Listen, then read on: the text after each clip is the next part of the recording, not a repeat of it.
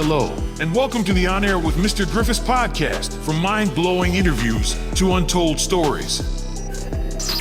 What's up, guys? I hope you're enjoying the episode. This episode is sponsored by Verve. I've been using them for the last 60 days, and what they're doing, they're incorporating a spray form opposed to a pill form. One in particular that I love is my multivitamin and my melatonin, and you spray this on 2 or 3 times a day, and you're good to go. Click the link in my bio to learn more. I love you guys. What's up, brother? I want to introduce the one and only War Rhino. Not only are you a Purple Heart recipient, you're a veteran, but you are also a professional fighter. Man, it's an honor just for you to clear your schedule and come on the podcast and give me a little bit of your time. If you can, tell the listeners and introduce yourself a little bit. Yeah, brother. Thanks for having me, man. Yeah, dude. Purple Heart recipient, wounded back in 2003 during the invasion of Iraq. Served in the Marine Corps proudly. Ended up getting medically retired out in 2005. Accidentally fell into professional fighting. I know that sounds absolutely crazy, but yeah, I mean, my story's online. It's kind of a weird turn of events, but ended up becoming a professional athlete. Fought for 17 years. Broke my neck, and that took me out of the game. But now I run a very successful company. I still give back to veterans worldwide. I give back to people in need, and here I am, man. It's 2024, and just pushing forward. Dude, it's honestly, it's an honor. The first time you and I met was last year at the celebrity softball game, and honestly, man, your character and everything is just exciting. The first time that I had met you, I think, when they were introducing you, you ripped off your pants, and here you are. I'm like, who is this guy ripping off his pants and wearing a American flag shorts, dude? It's funny. So talk to me a little bit about that. Just your energy. You're very outspoken, which is what I love. You don't find a lot of people nowadays that are very outspoken. And one, not only are you outspoken, you can back it up as well. Man, so a lot of people, I don't know, I grew up I grew up on a farm in northern Midwest, and growing up on a farm life in Wisconsin, you don't really have a chance to be yourself. You have a very regimented life, and I was always the louder guy on the wrestling team, on the football team. I was a goofer I was a little goober since day one. I loved to goof around. I got in trouble a lot on the sport. The amount of push-ups and the laps I had to do, it paid for itself. Then I went off to the Marine Corps, and I had my fair share of punishments, from being a little goofball. And then I get out, and I didn't really know my own identity, if you will. Started fighting professionally, and I still didn't have it. And then something happened. There was a big change, 2009, 2010, and this change came out, and I just realized, dude, I own what I am, and I own the persona that I have, or what am I doing? And it's like, grab life by the huevos or don't. And I went for it, and I really owned it, absorbed everything, and just went with it. The War Rhino came to full life. I was given that name, and it just, dude, here I am. Like you said, everybody knows me. They're like, oh man, that guy's really over. Like, even this year, people were like, dude, you're really overdressed. It's like, I'm known as the guy that walks around 90% naked 90% of the time. I don't go all the way, but I in life, everything I do is very gray area. I'm very good gray area life walker. So, hanging out with the people that I do, the crowds that I associate myself with, it's so funny, dude. It doesn't matter where we are. I'm like shirts off.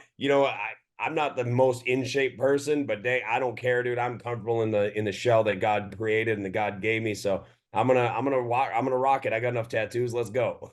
Yeah.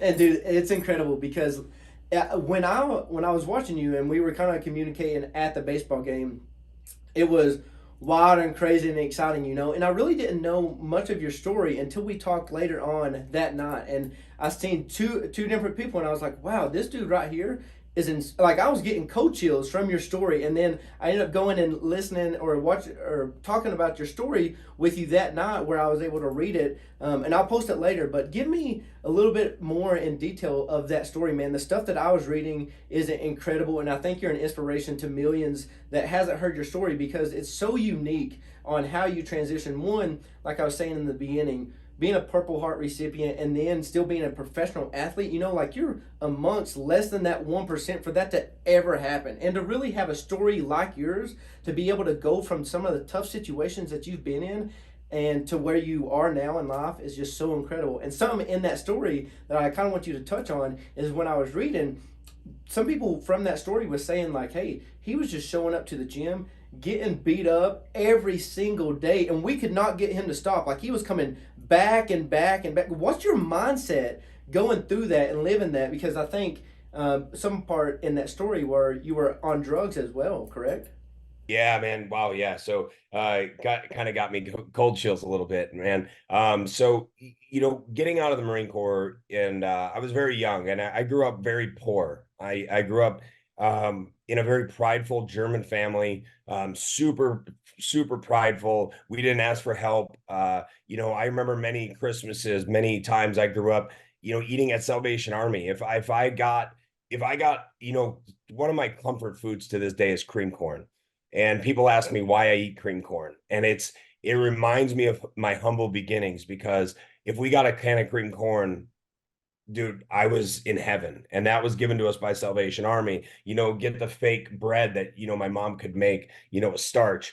And it's so funny, because those little things just made you so resilient to what this world is going to throw at you.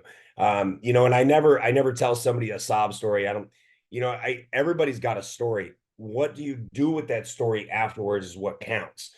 And so I'm not like, oh yeah, I grew up. Come on now. So then, fast forward, I joined the Marine Corps, and yeah, I get wounded in action. So, being a Purple Heart recipient, you're already, like you said, a small percentage. There's 38,000 Purple Heart recipients from the Iraq War and 19-year war. 38,000 of us. That's a minuscule amount, and then turn into a professional athlete. Okay, so I'm from a tiny town in Wisconsin. Most people can never find on a map. It's Omro, Wisconsin, so it's outside of Oshkosh. And everybody just, it was very, you live, die, and breathe Omro. Like, that's it. That's where you're gonna die, and it. My family moved to Oshkosh when my mom got married, remarried, moved up to Oshkosh. And that's where they make the bibs. Everybody always asks, but we moved up there. I was voted most likely never to leave my hometown, most likely never to leave. And, everybody was like, oh, the counselors said I would never graduate. They thought I would never graduate high school. Ended up being, I ended up getting a college scholarship for wrestling. And I had a choice. September 11th happened. I'm 16 years old, and I'm sitting in world history class. Second period, Miss Pritchard, dude, I walk in and I see the first tower on fire. I had no idea what World Trade Center was. And I walk in and we're sitting there, and that's when they had the TV carts rolling, the TV, strapped down TV in there. And I remember the second tower getting hit. And then I watched the tower fall. Mind you, I'm all in world history class. Like, talk about, God just putting things right where they need to be. And I looked over at my buddy. We were in JROTC at the time. And I looked over at him and I said, I need to go. And he goes, dude, you're 16, bro. You can't go anywhere. I go, yep. And I ran down to the counselor, found out what classes I needed. I graduated high school a full year early, graduated when I was 16. 2 days later, I turned 17. And I convinced my parents. My dad's a Vietnam veteran. My mother lost family members in Vietnam. We have family members on the Vietnam Wall, POW and MIA. And so it was hard for her to compartmentalize that. It was really hard for my dad, but I think my dad respected it, because my dad volunteered for Vietnam. My dad was never drafted. Go on, get hurt, all this, and I lose a cousin in Iraq. My cousin was killed in action. So it was hard. And I get back, and then I become a pro athlete, like you mentioned. But now I'm dealing with all these trials and tribulations of being wounded. Now I'm fighting. And yeah, like you said, I show up to the gym and I remember these guys, they did not like me. All I had was wrestling. And they were like, dude, this is just another guy. He moved at, he thinks he's gonna be something. Let's get him out of here.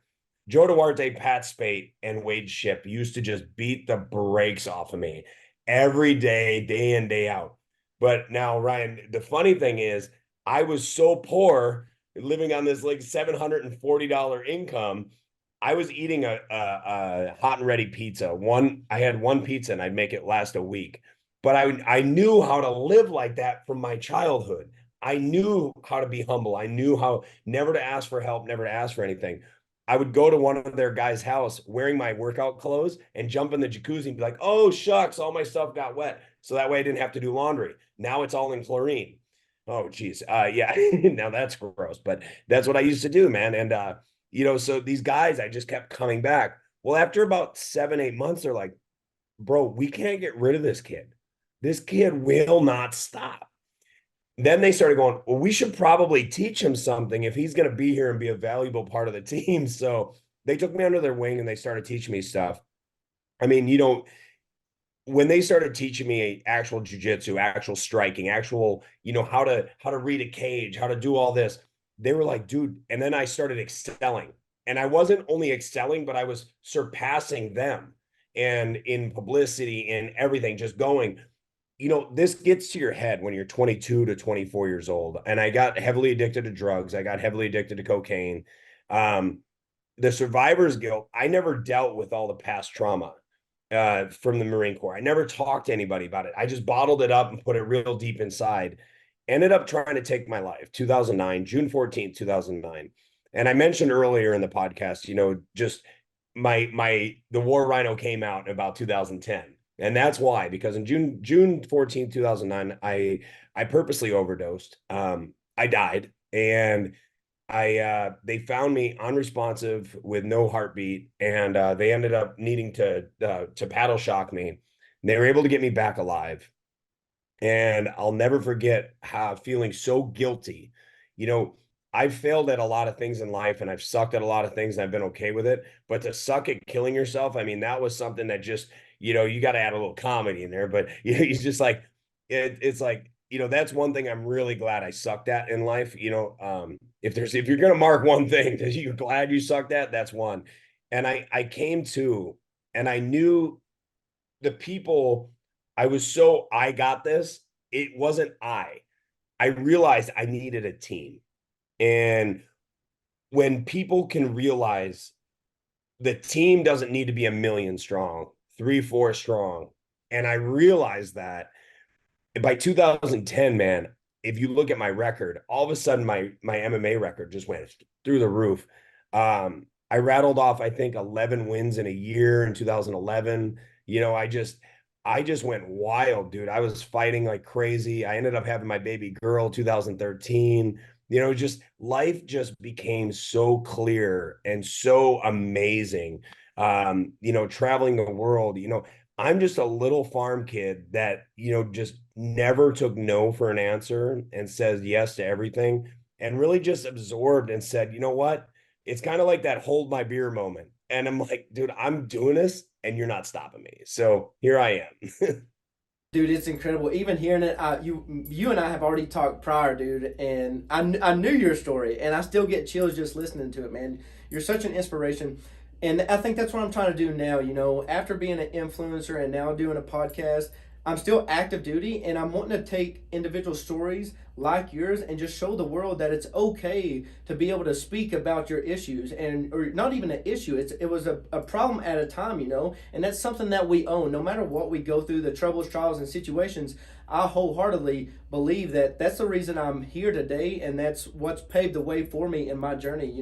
The first 15 years of my life being physically, mentally, and emotionally abused, I look at it now as not a disadvantage. I'm able to talk about that and that experience and combat and everything we've been through to be an inspiration to millions like you are. What would you say, if you can speak a little bit more on it, to people that is pertaining or has thought mental health isn't something that you should talk about. You know, I deal with it a lot in the service with service members saying like, "Oh, you're super weak if you talk about your problems." Well, you're an example that you don't have to be weak. You can talk about your problems and still be as strong as you are and go out here, adapt and overcome and conquer. What would you say to the people that's listening right now that think they shouldn't talk about their mental health? For the longest time. And, and I love my father. I love my father, bar none. There's, the man, has gone above and beyond for his family. He has been there for me. He's an immigrant from Germany. He lived a hard life before coming to the US, and then still fought for the US. So I learned a lot of my life from him. And it was always lock it deep, stuff it down, don't say shit. Sorry, but you just don't say it, because if you say it, you're weak. If you say you have a problem, that's when you got a problem. Was the nomenclature, it was the belief I had my whole life. I realized that led me to suicide. And it wasn't like, I didn't reach, and like I was physically, emotionally, sexually abused my childhood. And it was something I never spoke about. Even speaking about it now hurts. But guess what? That little hurt is like a scab. And I realized when I first started talking about this, bro, it was like every time I'd rip off a new scab, it would heal back better every time. And just every time it just got easier, to the point where now I'm so candid about it. I don't even care like who hears, what hears. And one of the most embarrassing things for me for a long time, I always looked at talking about being sexually abused, and people would be like, what? And they're like, this big bad, tattooed dude. And I'm like, look, I wasn't always this guy. I was, at one time I was a very vulnerable child. But it's crazy, because if I can speak on this, and I say it in a lot of my podcasts, or I say it in interviews as well, that if my worst day can be somebody else's success, then let's go, dude. Like, I'll live it all over tenfold, because you know what? I know I have the strength to live it. And I would never wish what I've been through, what you've been through, what anybody's been through, for anybody else to ever have to live those things. But at the same token, you know what? You can take a happening. I'm taking, what happened to me. That's a happening. And I'm able to transverse it into such a positive that I can push somebody. Do I still have bad days? You darn right I do. And I go through, I like to, I have in one of my interviews, and it's the one I sent you, The Surviving Self, I say it's like a gremlin, bro. I got a gremlin that rides my back the rest of my life. I know that, but it's up to me to make sure water doesn't hit that little jerk. And it's okay. Sometimes water hits them, and I have bad days, and I go into slumps. But you know what? I can put on a smile, and I know in my heart, and I know when I open my eyes, my ability to take a step forward is there, and I'm there. And one thing I like to say to any viewers, to anybody listening to this, about your mental health, or any problems you've ever had in your life, think about you in a car. You think about in a car, you look through a front window. That's your life. All the crap and traumas, the little rearview mirror. You can't drive through a rearview mirror. You can't. You have to look forward. Now, I'm not saying forget about your past, because the past will always be there, right? But you can just peek at it, and you can peek at it. Cool. You want to be there, bro? That's fine. Does it come up a little fast sometimes? Yeah, it reminds you it's there. But guess what? It ain't passing you. As long as you're in drive, and as long as you see those little white markers going upside your car, you're good to go. So that's one thing, just people just need to realize, taking a step forward it's a lot easier said than done 99% of the time. Don't get me wrong. But put those people in your pocket. One thing I heard on an interview the other day, and it was impactful, and I want to say this as part of this mental health thing, is have your 3 o'clock a.m. person. You have your friends that are, and I heard this the other day, dude, and I was like, oh my gosh, and I knew you were coming up, dude, and I was like, I'm saying this on the Griffis show. It's just, have your 3 a.m. dude, and I'm like, yo, because I'm that 3 a.m. dude to a lot of people, and I'm good to go with that. And the thing is like, you have your friends that you can call for, dinner and hang out and go drink. Can you call them at 3 a.m. if you're really having a bad time? Can you call them at 3 a.m. if you're broken down on the side of the road? Will they get up and come to you and come to your aid? I know I will for my friends. I'm a 3 a.m.er. I like to, like to say, like, I'll drop everything and come to, if I call you my brother, guaranteed I'm coming to your aid. Yeah, man, and I'm glad you said it because I didn't realize that I had done that.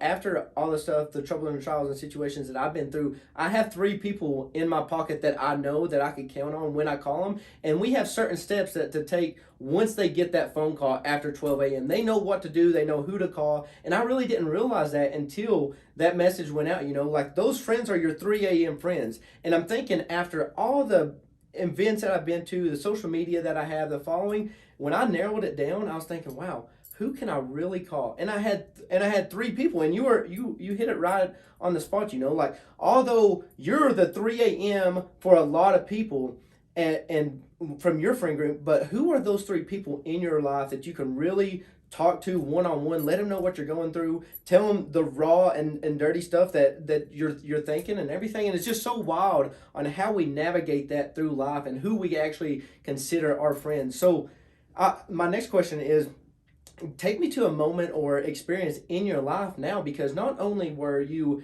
a veteran, a Purple Heart recipient, a fighter, a drug addict, but now you do nothing besides create positivity. You give back, and now you gave your life to Christ. Tell me one of those moments where your back has been against the wall, and you're like, wow, I know I'm alive for this reason right here. God has paved the way. And I see your social media all the time. You're an advocate of just doing positivity and creating better good in the world. Talk to me about an experience like that. I think so, like you said, I gave my life to Christ fully last December, so it's just been over a year now. I like to say I tiptoed in the faith for a long time, but I finally decided, dude, you know what? I was like, enough of this. Either I plant it and I pour the water on my seed, or you hit that Y in the road. You got to pick one way or the other. I started going real diligently to a men's prayer group. It's every single week, men's prayer, and then a discipleship group. And I'm sitting in men's prayer, and we do these little breakaways. We do worship, we do God stories, and let people just, how is God coming into your life at this moment and like really affecting or doing stuff. And it's funny because you go to the same, when they do breakaways, you do 2, 3 guys, and you do individual prayer, and then everybody vamooses. And for some reason, dude, I always go to the same people. It's just comfortability. You kind of become a creature of habit in life. I wandered over to a group. I didn't know who the heck these dudes were. And this one guy's like, "Oh, hey, man, I'm Shane." And I said, "Hey, I'm Shane." And he looks at me and goes, "Oh, I'm so-and-so, Efren, I think his name was." And I go, "Oh, okay." Never knew who this dude was. Seen him around church. Didn't know who the heck he was. He's from El Salvador. And I was like, yo, okay, cool. And then this guy, Mike, like saw him, heard, I know his wife is like super influential in the church. And then this other guy, and I was like, we're all talking. And I'm like, yo, what the frick? Like, I know we got a group of 4, but then, one of the guys, he drops in and he drops something super heavy. And it's weird because I was there and I got this guy's attention. For some reason, he locks eyes with me. And he's just like, dude, I was looking at your social media the other day, and I got to tell you, he goes, it's not a matter of if, it's when I'm going to kill myself. Bro, right. It's 6:30 in the morning, bro. And this guy tells me this, and I look at him, dude. First of all, I'm a firm believer in the Bible and everything. I didn't judge. I looked at him and I said, tell me more, like talk to me. And I said, hey guys, sorry, there's no prayer. We're dealing with this. Like, and I went very military-esque on him. And I said, you're not going to say something like that and just walk away or brush over it. Like we're we're going hard in. I started praying for this guy and talking to him, just literally just letting everything flow, what was coming to my heart, my mind for him at this moment. And this guy started crying so much that he looked at me, and I said, okay. And the other guy starts praying. I went and got advanced help. There's other people in there that can deal with that a lot better than I can, that are trained in it. But I said, hey, I'm here for you. And he looks at me and he goes, I don't know why I told you what I told you. He goes, but the Holy Spirit told me I have to tell you. And I was like, bro, I was driving home, dude, in the car, and I'm praying. I had to pray, like, I had to pray pray to God. And I was just like, God, why did you dump that on my chest at 6:30 in the morning on a Tuesday? Like, and it reminded me of full circle, and it just because there was a time that I needed it, and a person named Norby Lara, an Army veteran, Silver Star recipient, lost his arm in a Humvee, getting it ripped off by an RPG. He was there for me, and he would not stop listening, and he's still there to this day. And I go, holy crap, I am the Norby in this guy's story. Like, and I'm just driving, dude, and so much clarity came from that. So, just being positive and, some of my stuff, again, on social media, I skate a gray area, but I'm very diligent on making sure people know where my faith is. I make sure that, where my stance is on a lot of things, and that I'm very family oriented. I'm very, friend oriented. And, if you come at myself or someone I love, I promise I'm bringing hell and haywire. Is your doorstep's going to get knocked down and then some. It's going to make Babylon look like a chump change. But that's okay. And it's, and I need to realize there's times in life when you sit there and you go, my gosh, do I really make that kind of an impact to people? And you realize you do. I am. And it's kind of scary because that's not what I ever set out to do. But at the same time, I have a platform, and I'm able to utilize that platform in such a positive way that it's actually good. Now, again, we're going to revert for a hot sec and say and remind people, look, even though I'm able to help people, I still have people that need to help me, because I still go through my own trials and tribulations. Still to this day, nobody's perfect. And anybody that says that they're perfect, dude, they need a psychological evaluation. But at the end of the day, I can still be strong and carry my yoke and still help someone else carry their yoke at the same time of life. But yeah, man, I hope that answers that. Dude, that's why I love your character and everything that you stand for, is because you can be faith based and whatever, but you also can be real and raw, and that's what I love about you. You were talking about the platform, and I knew it was going to get brought up, so let's talk about it. Your pinned photo on your Instagram. How do you know him? And tell me a little bit about that. You're talking about Kyle Rittenhouse. Here we go. Oh, Mr. King of Fafo himself. Yep. Yeah, dude. So, I'm really good friends with Patriot Mobile. Patriot Mobile is it's a conservative based cell phone line that's all based in America. Everything's done in America. They actually have people in America that answer the phone, not Indonesia, China. You can actually understand them. It's kind of crazy when you call into customer support. But no, so they brought Kyle. Kyle came to AmFest, Charlie Kirk's Turning Point event last year. And I had met Kyle prior a couple times, and I never really spoke to him. I chatted with him, whatever. And he's there with his girlfriend at the time. Well, Shane had a few drinks and had a little liquid courage. And I look over and I'm with Jake Shields. Jake Shields is a good buddy of mine. And I look over and I go, hey, Kyle, we're listening to a concert. And I go, you want a drink? He goes, oh, sorry. Sorry, man. I'm only 20. I was like, hey, man, you took out a pedophile. I'll buy you the whole bar. And dude, he's like, everybody standing around goes, we're at a Christian conservative group thing. And everybody's like, and I was like, hey, don't worry. Jesus flipped tables and whipped people with a whip. We're good. I'm good. I'm exonerated from this. And people fail to realize that, yeah. So anyway, so they had an event, and Kyle does not take photos with a lot of people. And it was really cool because Patriot Mobile comes over and I was like, Kyle, what's up, dude? And he remembered me. He's a very soft-spoken individual. He's very humble. And I just walked up and I just was real with him. I was a human being with Kyle And I was just real with him, asked him some questions, talked to him a little bit.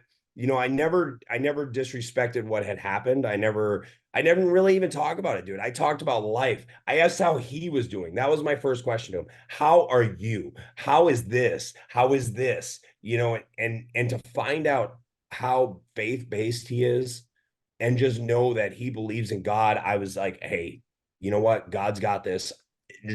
God ain't doing nothing I'm doing, my friend. So I was like, all right.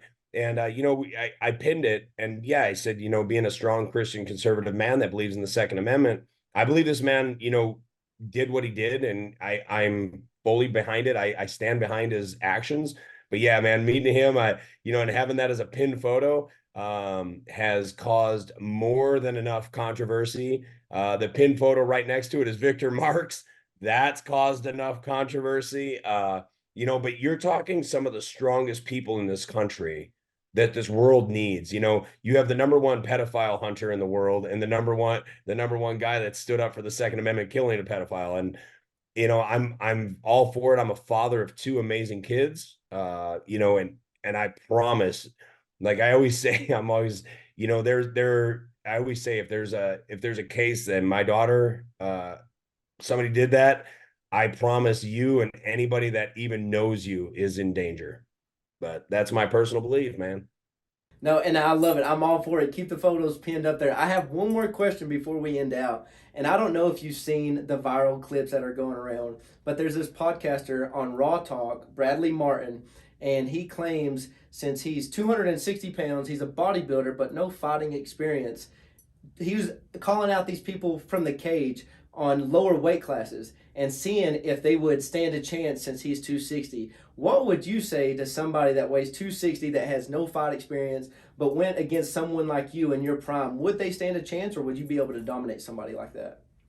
I've seen this with Bradley Martin. I think he's got a great platform. I think some of his messaging is actually really positive. And he does some great work. Now, and then, but him calling out all these fighters of lower weight classes and stuff in my prime, I'd smoke him in a heartbeat. I get one good leg kick. Now Bradley, hey man, you know what, all the power to him, dude. I think his physique is freaking amazing. I could wish for walk around like that, you know what I mean? But walking around and just being all cocky, I saw him take somebody down on a hardwood floor. Cool, dude, you're 260. It's like in my prime, and that guy wasn't even a fighter, and it's like if you went against a real fighter, bro, and I kicked your leg one shot, I promise his legs, I don't care how much muscle you got, one good solid leg kick, even a good solid double leg, drop you on your head. I promise that would have been over. And that's no disrespect to Bradley at all. That's just reality. Leg kicks are no joke, and leg kicks will change a game. I've seen some of the biggest, baddest men ever take one solid leg kick, and that was all she wrote. Yeah, for sure. Man, if there's anything that you could give to the viewers or listeners that's struggling or going through something, a little piece of advice that's maybe helped you, what would you say to those individuals that's listening right now to kind of give them some encouragement before we head out? I would say the only hard day was yesterday. Tomorrow is a new day. We need to get through today, but in order to get through today, you need to have the vision of tomorrow, the tomorrow vision, I like to call it. And just know that your heart, that there's everybody around you loves you. There's no easy way out of this other than trugging through this. You can't get out of quicksand by kicking and screaming. You get out of quicksand by being calm. And the same way we can get to tomorrow, by being calm and getting through it. And now, they always say greener pastures are on the other side of the fence. You can't get there unless you're calm and you just walk. And you got to walk and you got to believe. And I'm a firm believer that God will always carry you through. God will carry you through that other side. There's trials and tribulations, and there are crevices in this world that you're going to climb into that are dark, but just know that the Holy Spirit is going to light up the way and just light you in the right way. And just know that, your 3 a.m. friends, grab your three, hold on to those three, have meetings. I don't care. It ain't weird. I'll meet up with coffee with guys. I don't care. You know what I mean? Just do that. And just know that tomorrow is going to be such a more better day. And taking your life, I had too many friends last year, as you saw on my social media, taking their lives. And just know that it may seem like the easy way out, but the amount of people you hurt on the back end is tenfold. Just know that there's people like me, and you can read my numbers all over online. It's easy to find me. But you know, it's a blessing, and I'm here for you. I may not know you, but I love you, and just know that. Shane, man, your story is incredible. And anybody that's listening right now, I encourage you to go and look him up and really know his story and the link that I post below, because his story goes way farther than what we've been talking about. This is just skimming the tops within 30 minutes, but his story is such an inspirational story to many. Man, I appreciate your time and just you clearing your schedule and coming on the podcast today.